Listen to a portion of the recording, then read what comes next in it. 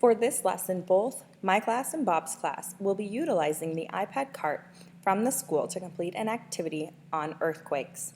Each pair of students in each class will share one iPad and complete this assignment in partners. By using iPads, both Bob and myself will be comfortable guiding the students through the lesson with its technology needs, since the iPads are simply larger versions of our iPhones.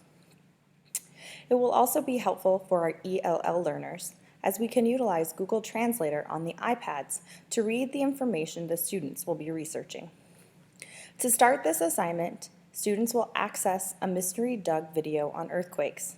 This video will be dropped to each iPad via Google Classroom. I will ensure this is done on all iPads for both classes. We will start the introduction to the lesson by modeling how to access the video on the iPad, then by asking the students to tell Bob and I how to access the video, and finally, have the students access the video to watch it, following the I do, you do, we do process.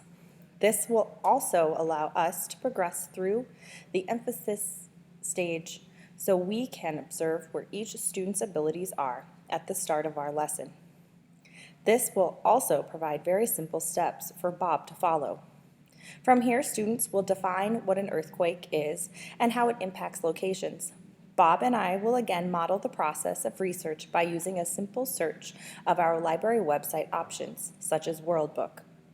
We will guide them on how to access each search engine. This step will provide a focus and frame for the remainder of the project. After defining the focus, students will ideate or brainstorm where and how they will continue to complete their project on earthquakes. Collectively, we will discuss how to target various specific components of research, such as the effects of earthquakes versus just simply earthquakes. This will allow Bob and I to see how we can direct the students into retrieve more specified information. During the prototype stage, we will again conduct an I do, you do, we do process before handing over learning ownership to the students and allow Bob to walk through this learning process. This will be designed with each student in mind. Those students who can challenge themselves further with technology will be able to do so in the realms of what is acceptable in the classroom.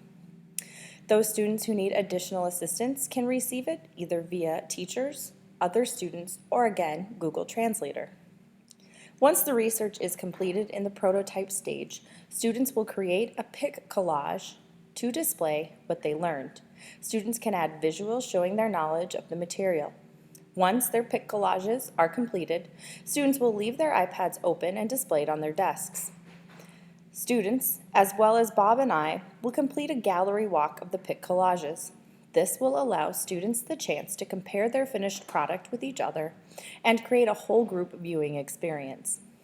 It will also allow Bob and I the opportunity to grade our students, either via an electronic grade book or an in-paper form, if Bob is more comfortable. Hopefully, this will allow Bob to utilize and understand technology, as well as guide our students through the design process.